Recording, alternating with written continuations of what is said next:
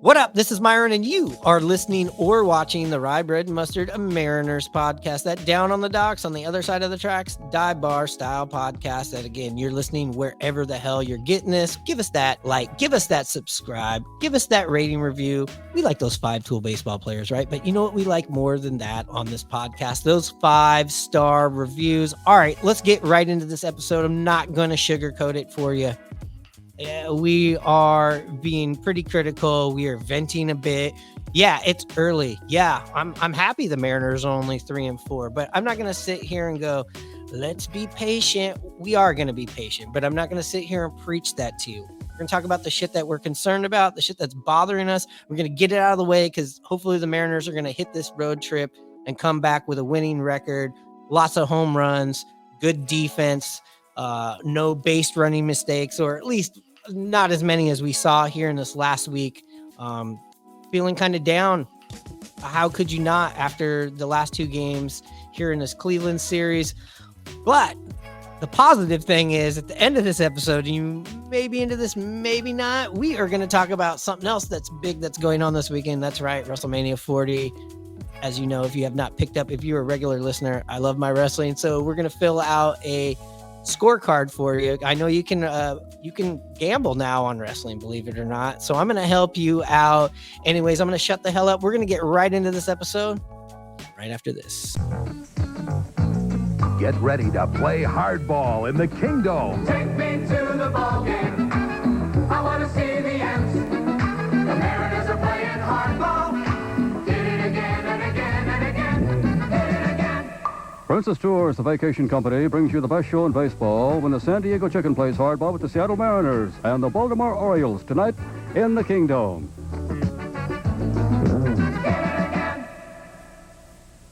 We took yesterday off. We were actually going to do this show right after the game on Wednesday.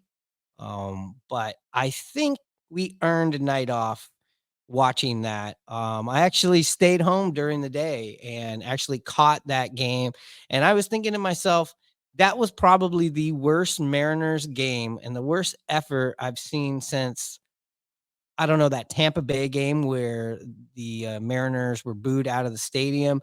They had enough people there. It would have been the same way. It would have been the same result. There were people booing 8-0. It kind of just puts a blanket over the whole series. I know the series started off pretty good. We had Julio making all kinds of plays. The offense was rolling. And then those base running mistakes started to happen. And from there, it was errors and the same kind of thing. No hitting, no kind of good team baseball in game 2. And game 3 was an absolute, and I'm going to use this word, a disgrace. I know it's early. I know the Mariners are 3-4. That's probably the best thing that we have going for us right now outside of, hey, Haniger's and Josh Rojas and Ty France are kind of doing their thing at the plate, but everything else is not looking too good. We can't really throw Logan Gilbert into that. And I know George Kirby had a great game this last week, but the week before, I should say, in start 1. But this series was pretty fucking rough all around.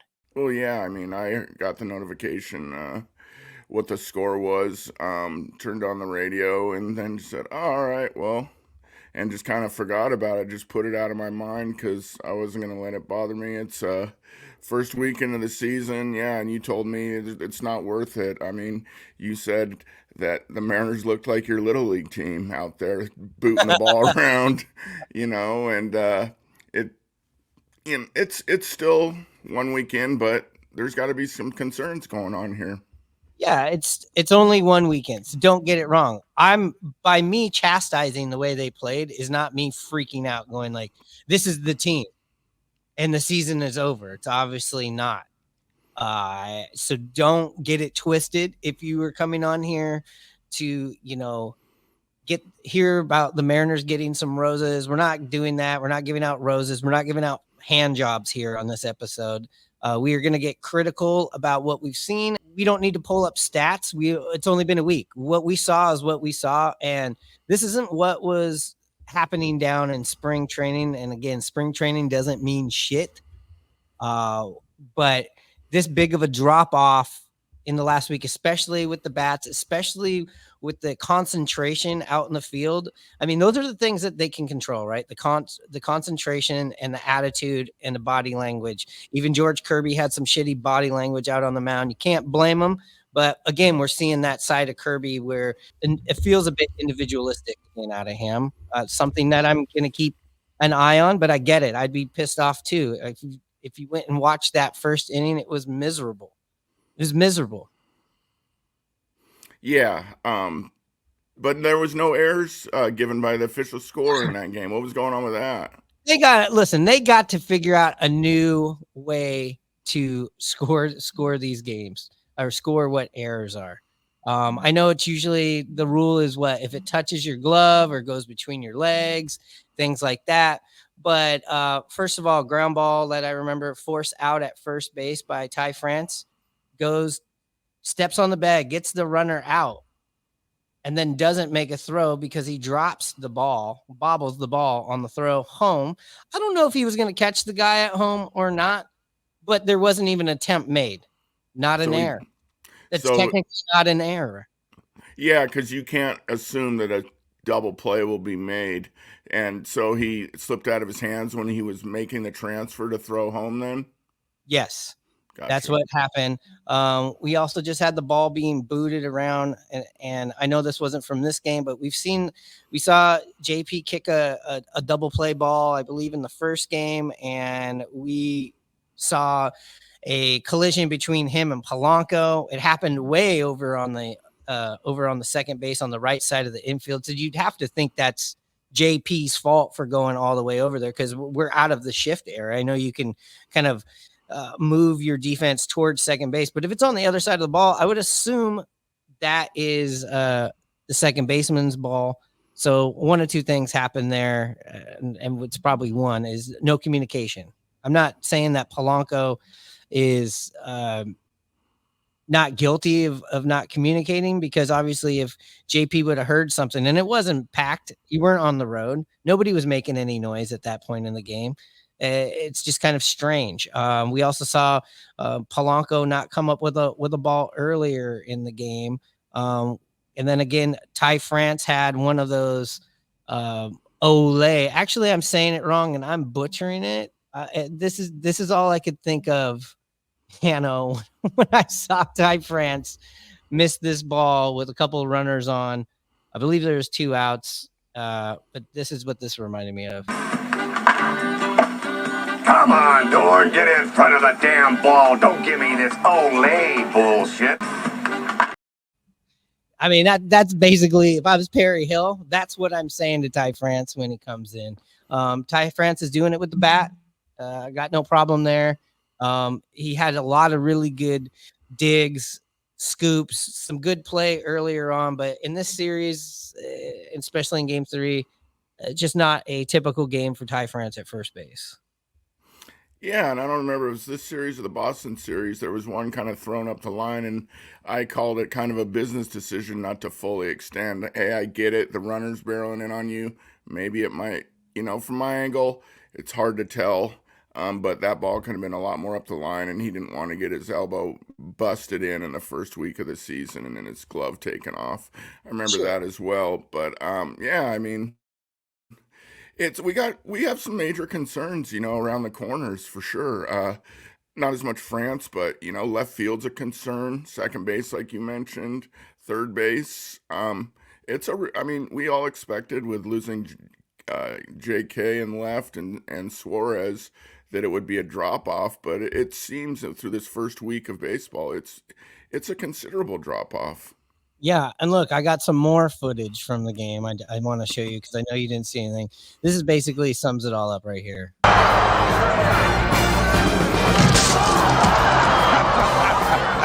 How about that? That was actual footage for the game. Mel Allen was up in the booth. Our good friend Mel Allen, R.I.P. baby.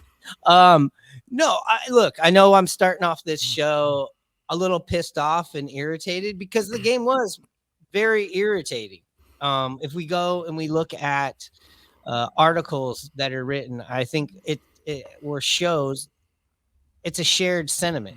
We go over to the Seattle Times, which I also want to bring something up that was very interesting in the Seattle Times. Just seems like, oh, okay, this is convenient timing or whatever. When I go to headlines, the top thing says, let me set this up by going, it's been pretty rough at second base so far, wouldn't you say?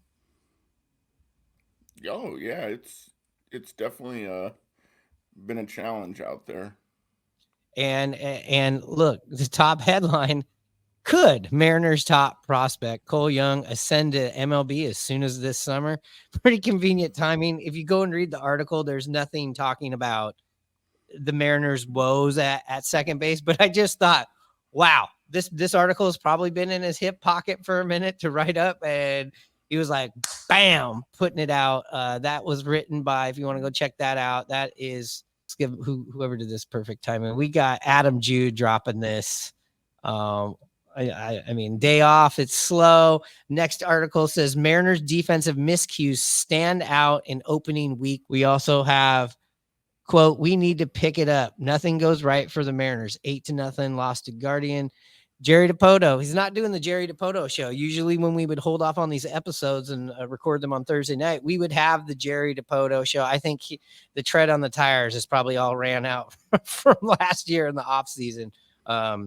Probably a business and health decision not to have to do that every Thursday. But it says Jerry DePoto, it's too early to panic about the Mariners' slow start. I agree, but I still can be critical right now. Luis Castillo, next one says Luis Castillo scuffles, bats stay ice cold, and defense turns in shoddy in an M's loss to the Guardians.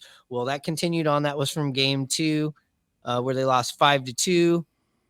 There's nothing good here. You scroll down it. We haven't seen anything, that has been encouraging since halfway through game 1 of this Cleveland series. Yeah, you're right. I mean, you talked about being frustrated. I mean, I'll jump on that. Game 1 was frustrating. Seeing a short fly ball hitting a short, shallow center field, bases loaded, 1 out, Ty France on third, and they send him with Julio on deck, and he gets gunned at the plate. I mean, I went berserk last year talking about some of the decisions the third base coach Manny Acta made. It's just the totally wrong scenario, and it could have came back to bite you. They clawed back a little bit. Cleveland did, but it didn't end up costing them. And then later on in that game, Julio Rodriguez runs through the stop sign. And, my comment to you at that point was they don't trust him. I think it shows him rounding it. Was there a good view of him looking at Manny? He didn't even look at him, did he? No, there is a shot. I could maybe pull it up here, but basically, let me just reenact it for you. There is a shot of Manny Acta doing this. Yo, yeah, okay, that's right. Up.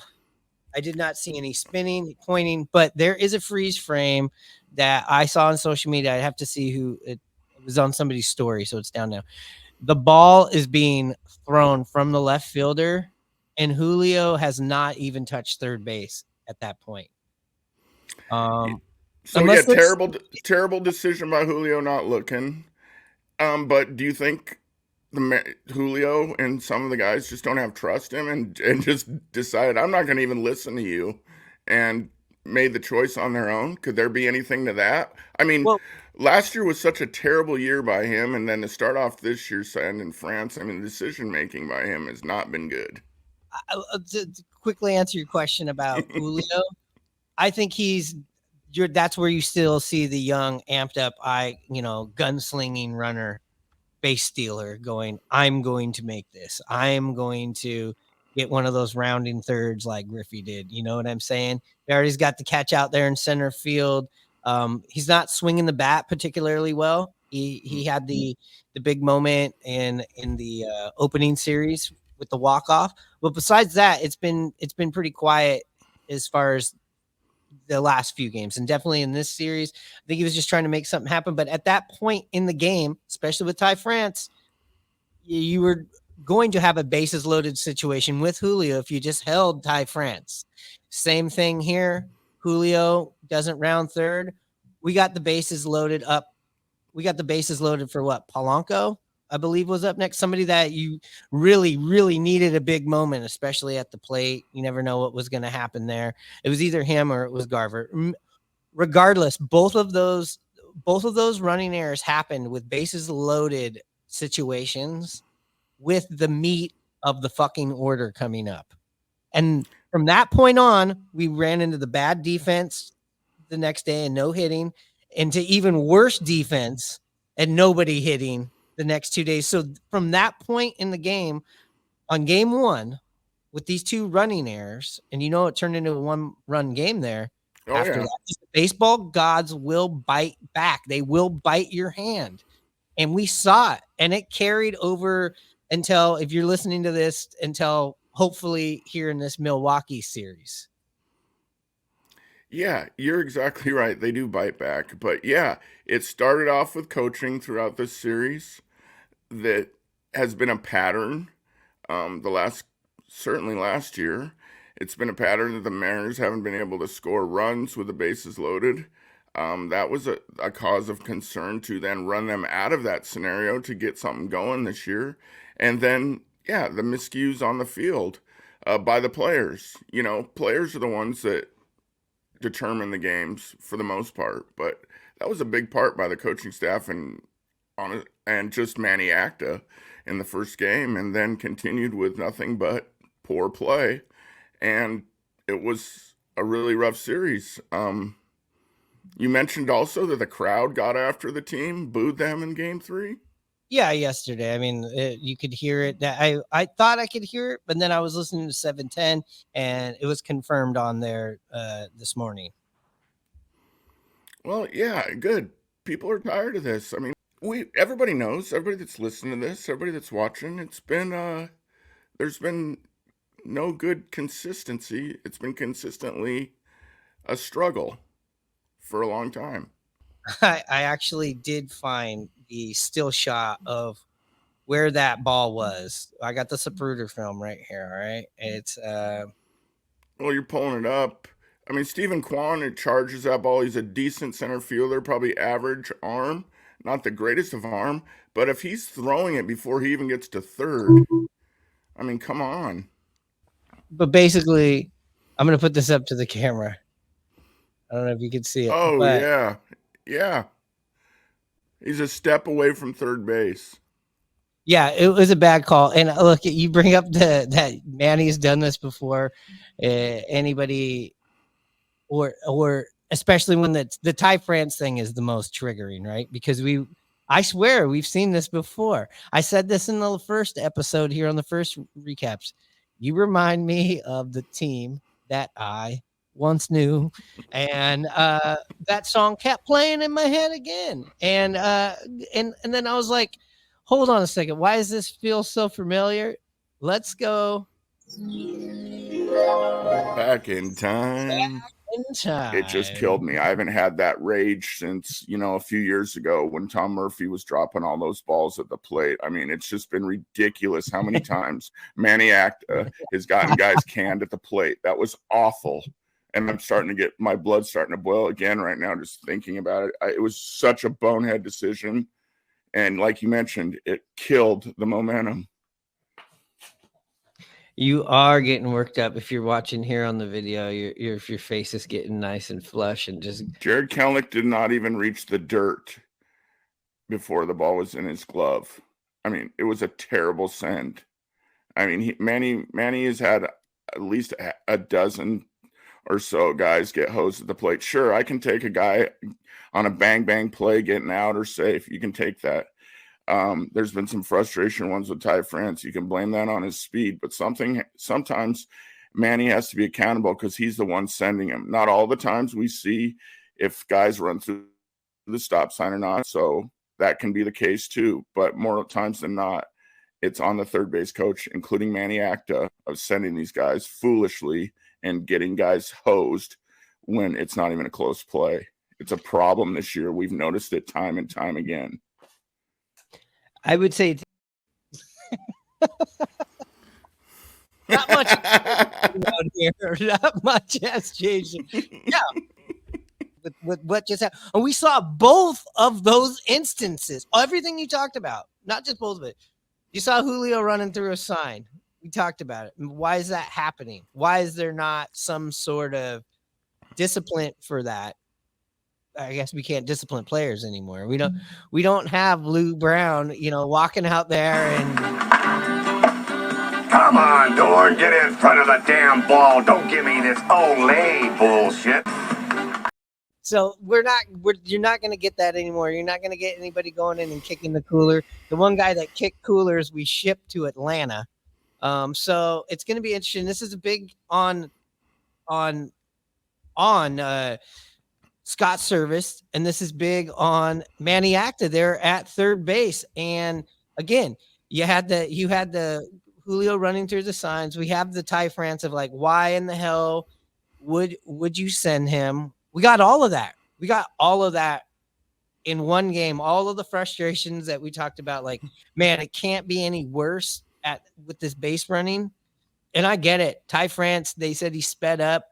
He's lost some weight. He does look good. And you can't really get mad at Ty France. He's not just going, I'm going. He got sent. There's no way that Ty France makes that decision right there. And look, he might be doing that in spring training when they got some 18-year-old kid in the outfield that weighs $175, that can't throw the ball. And yeah, you got Quan or whatever, but you got some dogs. We got some men out there playing in the outfield right now. Yeah, I mean, you have turning points throughout the season that you can attribute to good or bad things. I mean, that was a turning point in the series. We got 4-time Gold Glove winner, 3-time All-Star, 2-time Silver Slugger. And look, the reason why I bleached my hair back in the 2000s. What's up, Brett? I love it. I love it. You had the hair, huh? That was like my college look. That was my thing. My kids still tease me about it. They said, "Dad, why don't you go bleach your hair?" I said, "Dad's getting a little old for that." I said, that was just a phase I went through. It was kind of a shtick.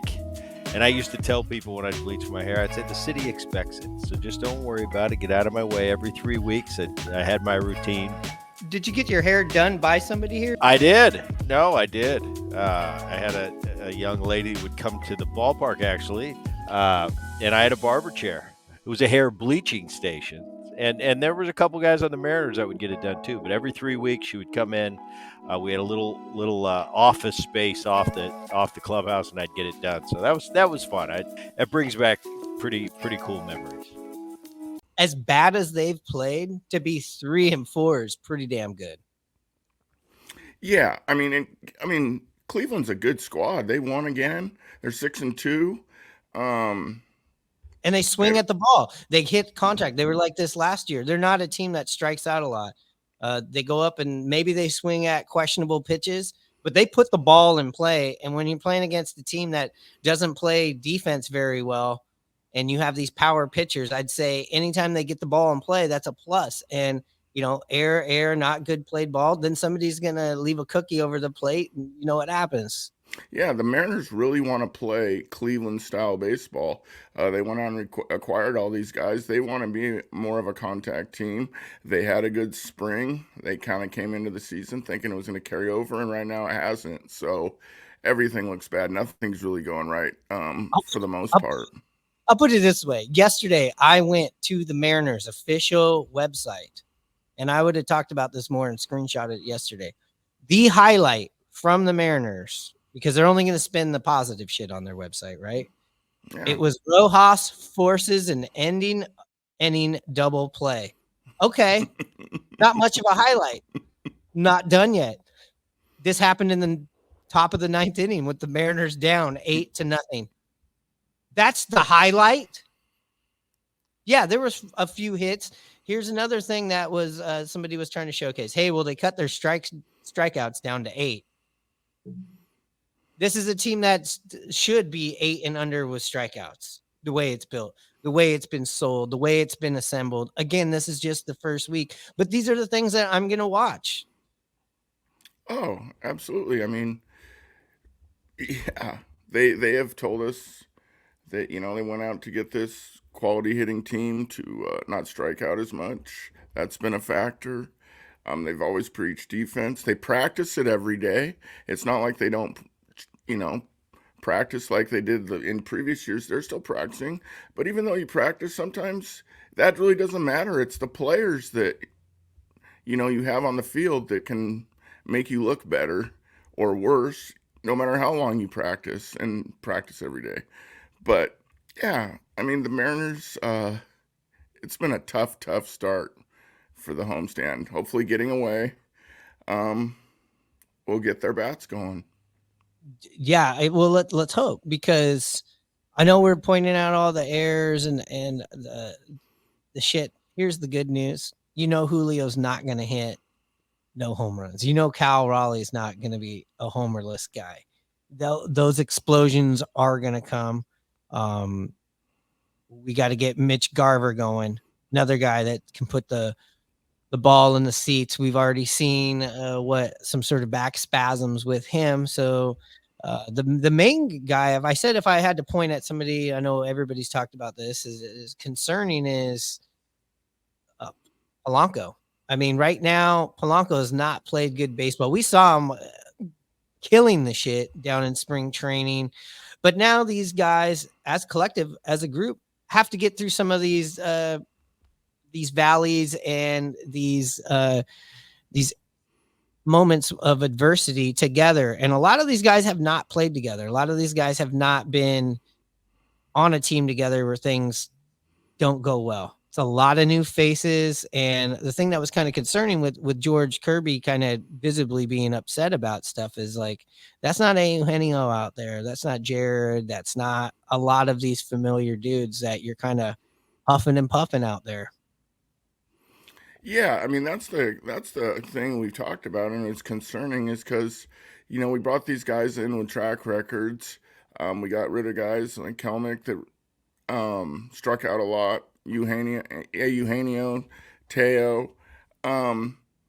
So it's just so ironic that the first week the Mariners are playing that same way, not making contact, striking out a lot. But the positive thing is, like you mentioned, Julio, Cal, I'll even say Polanco, we know Haniger. They all have track records, and they're going to break out of it sooner than later. I just didn't think it would be out of the gate where everybody'd be struggling like that. I thought that would kind of had been addressed, but it's the Mariner mojo that comes back to no matter who you bring in, the same stuff kind of keeps on happening. Yeah, and I'm sick of the marine layer shit too. It's like, look, marine layer is not going to stop a line drive out to the grass. I mean, we have this. Excuse me. We got this new offensive coordinator. I'm wondering what the offensive coordinator thinks about the base running errors, because the offensive coordinator is not a hitting instructor. It's everything that encompasses what's going on in the offense. So that's going to be interesting to see what kind of adjustments he has his coaches do, whether it's the base running, whether it's the strategy at the plate, and individually. There is a lot of baseball left, and there is a lot of time for adjustments, and I'm sure we're going to see them. We talked about it. This is not going to be an easy April or May, and the Mariners have preached and said, like, hey, getting off to a hot start is important. So I am thankful they aren't 1-6 or 2-5. I'm very thankful that they're 3-4, because they didn't play 3-4 baseball in the last week. No, that's a really good point. Yeah, I don't know what else to say. You're right. Rye Bread and Mustard, a Mariners podcast. We have the one and only Mr. Tom Hutler. Do you have any of your favorite stories from the Kingdom? There was a time we had an earthquake, and so they were going to evacuate the building. So I was like getting up to go leave, and they go, "No, you can't go. You got to read these safety things." It's like, do we need to tell them that there's smoking's only on the exterior ramps? Yeah. And Dave came shooting past. He signed off. I'm going, wait, I'm the only one here. Listen and subscribe to Rye Bread and Mustard, a Mariners podcast, wherever you get your podcast. Right now we're following the first 22 games. We're 3-4, but let's even zero in here on this road trip. what would you be happy with, and what would you be like, okay, that's the bottom? I would like to. I mean, yeah, I was gonna kind of take it a step further because we do kind of watch the season in sections. We talked about there's 22 games until that first Texas series. I said I wanted to be 2 games over 500 going into that. Right now we're 1 game under 500. I personally would like to see a 4-2 road trip, and at a worst a 500 road trip. Yeah, I would be happy actually with a 4-2 road trip, but I would not be surprised if we see a 2-4 road trip. Anything below that, then I'm going to start sweating. I'm going to start getting those panics, and I'm going to start having to do more shows like this. Yeah. Like for other political reasons, I didn't really go off this hard like this last year. And again, we're not panicking. We're just venting here because we can. That's what this podcast is about. We're fans first, okay? And it's annoying when you lose, and it's heartbreaking when you lose certain games, it's big plays. But when you just go out there and you don't compete, it's bullshit. The Mariners to you then looked like they just gave up that game then, huh? They always look like they compete. But 8-0, they mailed it in that day, huh? That game was the worst game I've seen since that Tampa Bay movie. Yeah. The only thing I can think, the only difference was there wasn't enough people in there. It wasn't a Friday night game in the middle of the summer, but it was a nice, beautiful day out. It looked great. I mean, the game was over in the second inning. And you could tell by the at-bats, you could tell by the things that you can control. Again, focus, body language, attitude. Yeah. You weren't seeing these things. And I know Scott Service he preaches patience and things like that, but he's definitely going to have to get these guys refocused. Again, 3-4. I'm happy with the 3-4 from what we've seen here. And I'm very optimistic that our leaders, Cal Raleigh, Julio, going to turn it around. When you started talking about Scott Service and stuff, it just made me think, he's been with us so many. He's last year of his deal. He's this same show that we're watching this season has happened year after year. It's early, first week, but man, and you said Scott Service is gonna get the guys playing. I hope so, because they've started off slow every year. In the last few years of his tenure, they look one of the worst you've ever seen them look in this last game of the series where they gave up. It might be a question we'll be talking about sooner than later. That is a change need to be made? Not saying that right now, but there are some. Yeah, absolutely something to watch. Something to watch. Also, if you just are losing it this weekend for some reason, hopefully you're not. But if you're looking for something to watch, no, I don't have a show or anything like that. But the showcase of the Immortals is happening this Sunday, and I know Hanno, I'm probably going to record the show with you on Sunday early after the game, but that'll be night 2. What I'm talking about, if you're not getting all this inside baseball talk, I'm talking about WrestleMania 40, WrestleMania XL taking place in the comfy confines of wherever the fuck the Philadelphia Eagles play. That's Link. That's where it's happening there. That's gonna be awesome. Now we're talking about. Go ahead. Oh, Philadelphia! If you haven't been there, you already know. Great sports town. People are passionate. I mean, that place is gonna be wild. Yeah, like WrestleMania is wild. Last year I was down here when WrestleMania went Hollywood. We ended up not having a show that day. I just was in no mindset to do that. Let's just say that. But if you are gonna watch WrestleMania and you're like Myron, I'm a wrestling fan. I have my wrestling scorecard out. I'm gonna give you my predictions.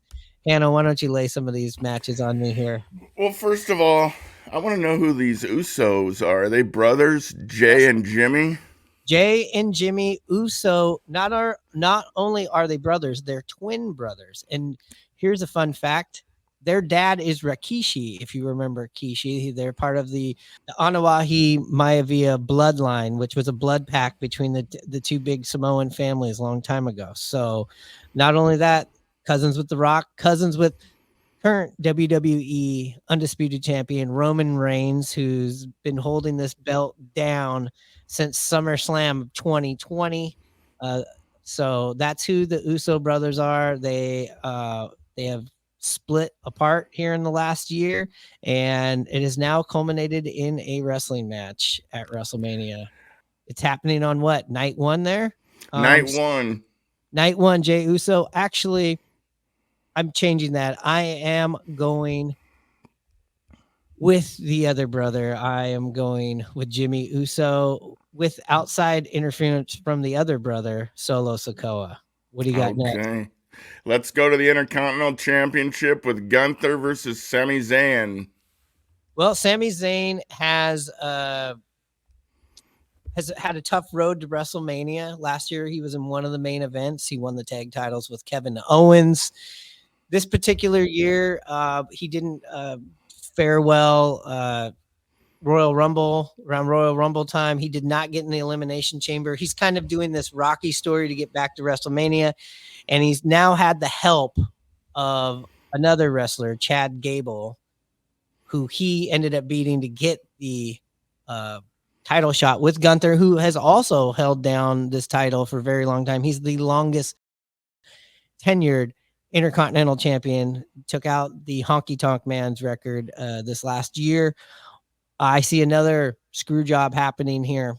I think Chad Gable's going to get jealous, screw over Sami Zayn. Gunther's going to walk out. Philadelphia is still Intercontinental Champion.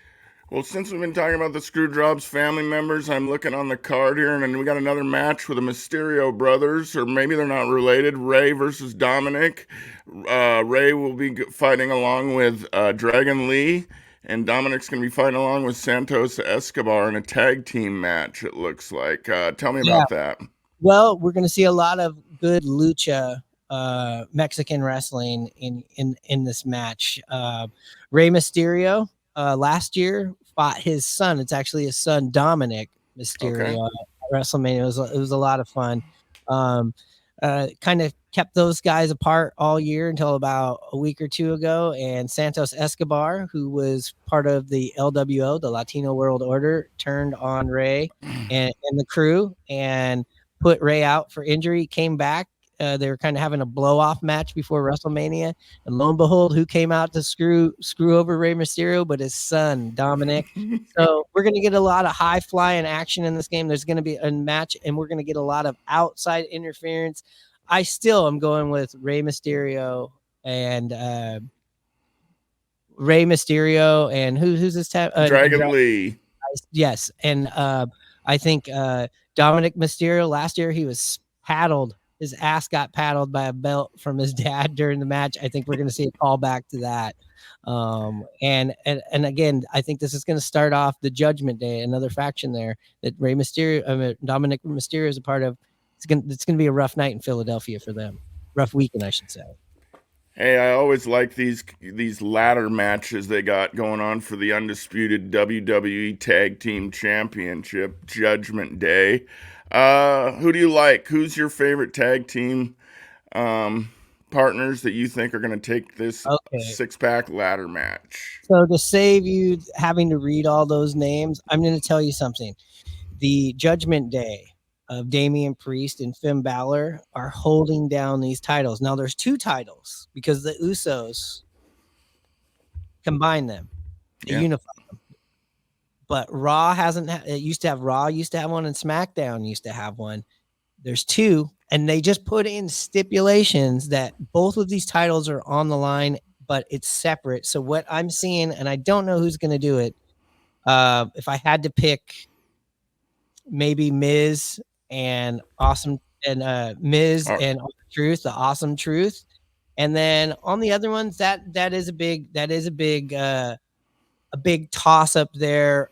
The story going right here is the Awesome Truth, R-Truth, is going to get his revenge on the Judgment Day here. The other title, I don't even have a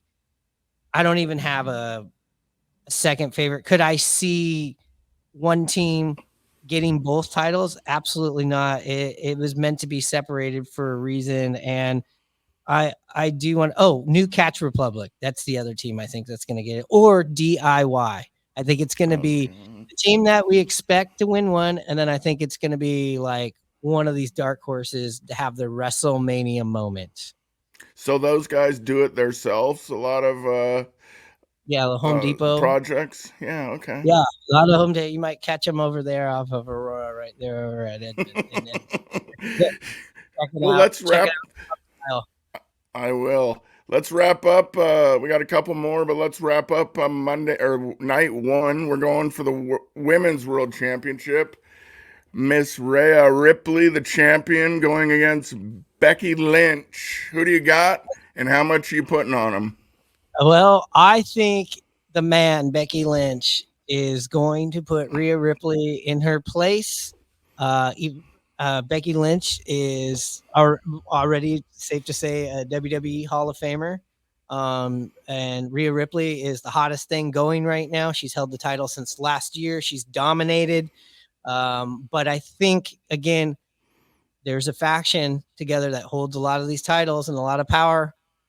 The Judgment Day, I think we're going to see a lot of splintering here.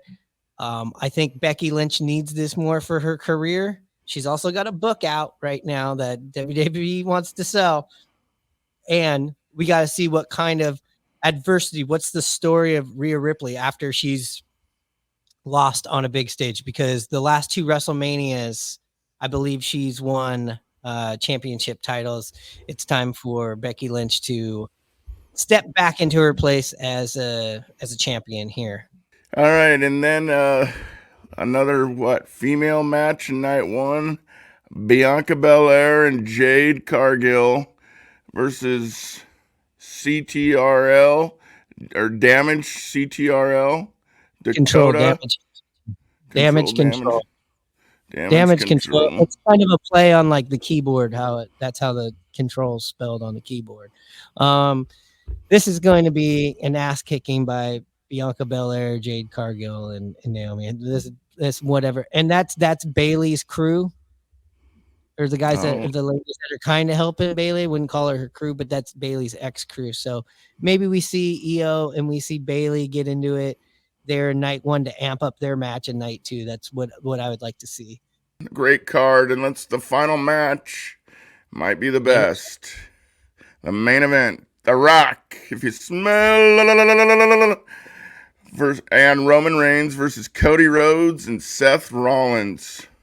Well, what The Rock matchup. and Roman Reigns and The Rock, cousins. The storyline behind this is that the Roman Reigns and The Rock wanted to have their own WrestleMania. They wanted to keep it in that wrestling dynasty. Cody Rhodes won the Royal Rumble. A lot of drama went down at a press conference. Lots of shit going down. Lots of backstage politics involved in this. The Rock has assumed the heel role. He's now going by the final boss. If you're a video game head, which I'm not, I guess that just means like this is the last guy that you have to take out. Now, here's a stipulation. There is no titles in this match. The very next night, Cody Rhodes has a title match against Roman Reigns. I was just looking at that. But if his team loses, it's bloodline rules. Anything goes. And Seth Rollins also, he's the other champ. There's the undisputed champion, and then there's the heavyweight champion. It's basically Raw and SmackDown. And Seth Rollins is the champion. He also has a match the next night. A lot of hijinks are going to get put into this, but I do see the bloodline taking this. I don't think they're going to advertise it could be bloodline rules and not pay off that. So I'm going with Roman Reigns and The Rock on night one. All right. If you can't get enough, which we can't, let's go to night two. You gotta love new WWF figures with real wrestling action. Jake the Snake Roberts versus the $1 Million Man, Ted DiBiase. Yeah. DiBiase lands a $1 million punch. Match Hulk Hogan against the Macho King Randy Savage. Oh, yeah, my elbow smash will finish Hogan, guaranteed. Hogan slams him again. Match Andre the Giant against the Ultimate Warrior. Andre will squash the Ultimate Maniac. WWF figures so close to the real thing, it's like being in the ring. Let's jump to Bobby Lashley and the Street Profits versus the Final Testament. If you're gonna, I would assume this match is gonna be somewhere in the middle of the card. If this is like when you got to run to the store, you got to do an errand, you got to do whatever, you got to flip through it.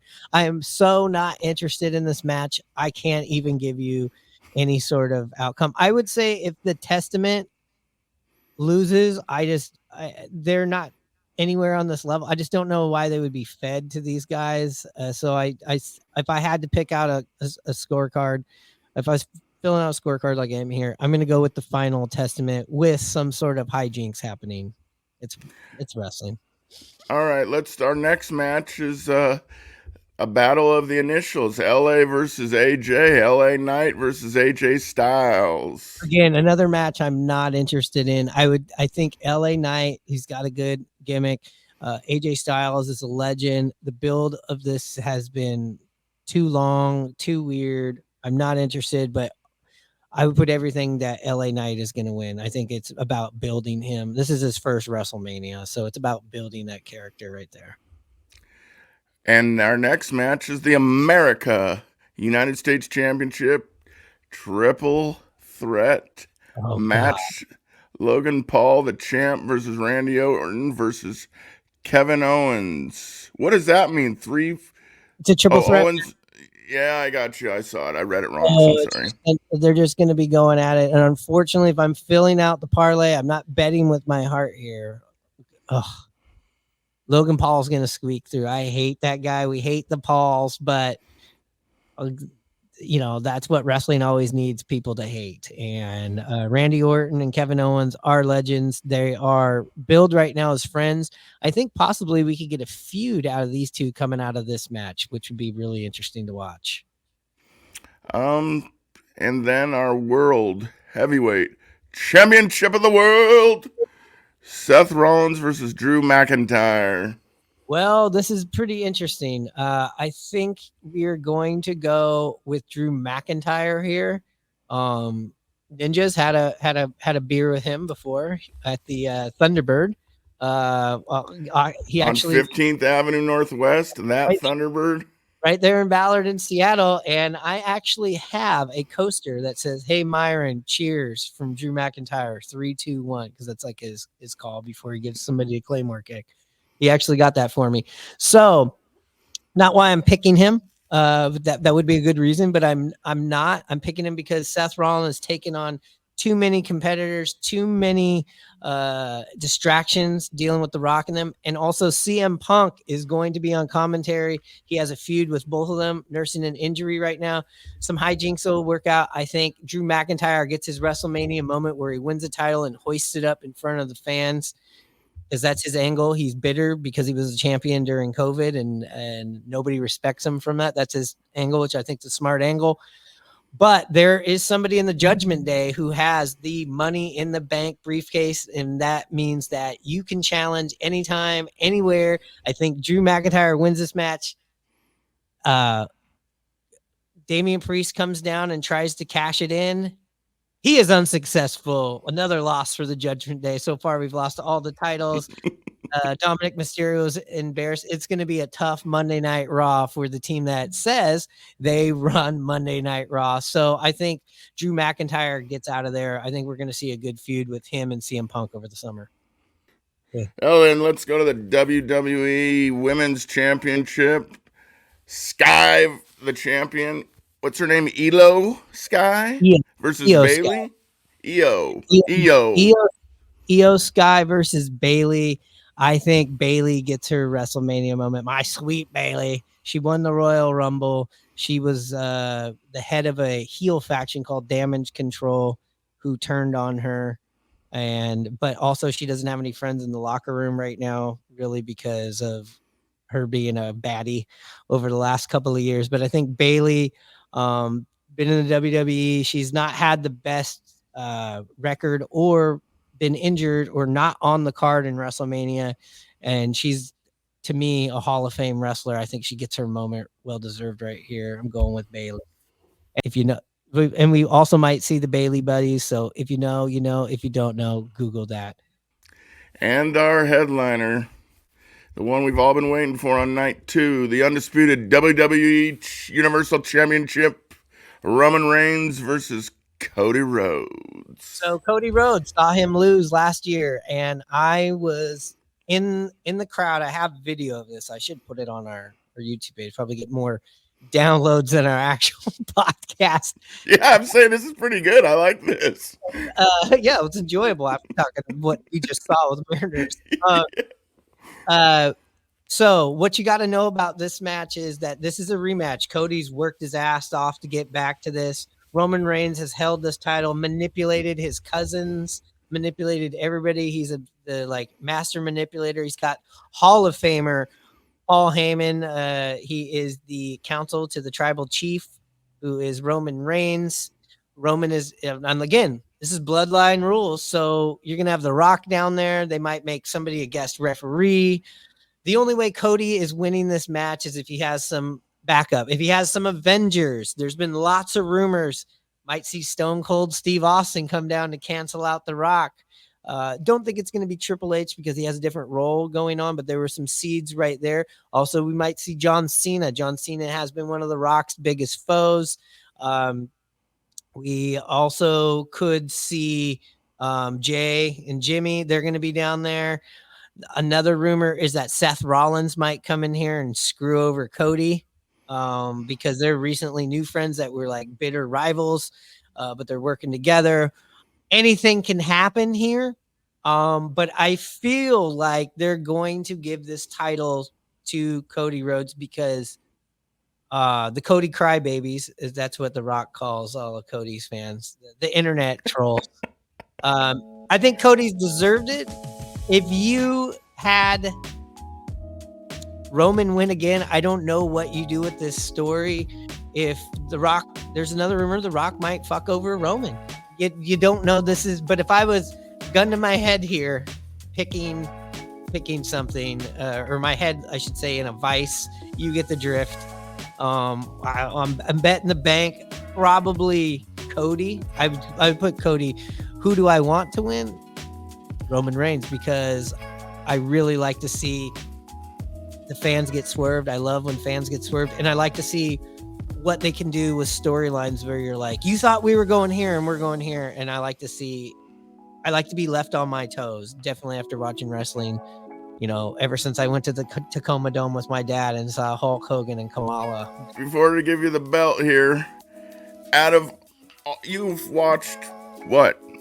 Almost all 40 WrestleManias? Every single one. How would you rate this card? Now they do night 2. They do 2 nights. I think night 1 has better matches down the board, and there's implications for the next day. Night 2, it seems like the matches I'm not very interested in, a couple of them, especially earlier on in the card. I think that this WrestleMania, though, can stack up with as good as anyone. I mean, it has the potential to do it. Nothing feels really, really forced. That matters. Interesting thing for if you're a Mariners fan, not listening to this, the WrestleMania at Safeco Field at the time, it was WrestleMania 19. On any countdown, anytime that you see like what are the best WrestleManias all together, it's either number 1.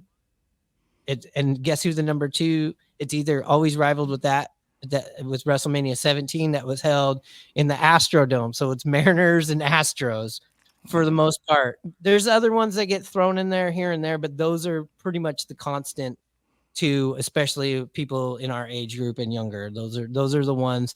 There's the famous one, WrestleMania 3, where Hulk Hogan slams Andre the Giant. But that's more of like a spectacle show back then. But if you just want to like go from top to bottom, never seen wrestling before, those are two good WrestleManias. That's 17 and 19.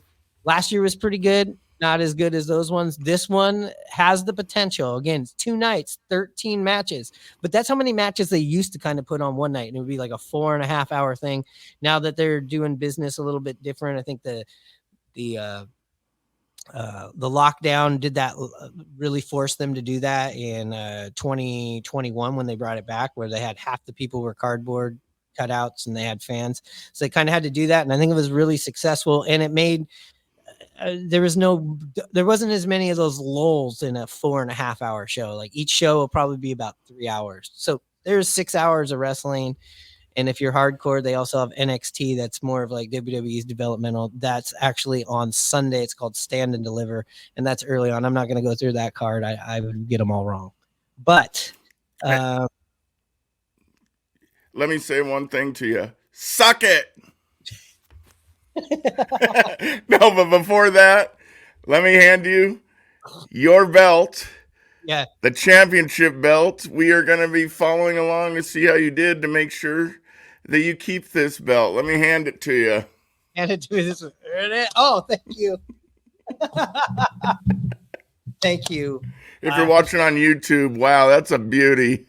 This is a beauty. I got this from a very special lady. Nice. The Miss Elizabeth of Seattle. But yeah, all right. Well, thanks for listening. This is the Rye Bread Mustard and Mariners podcast. Wherever you're getting this, thank you very much. Those likes, those subscribes really help. Hit us up on the socials. And with that being said, Hanno, you know what time it is.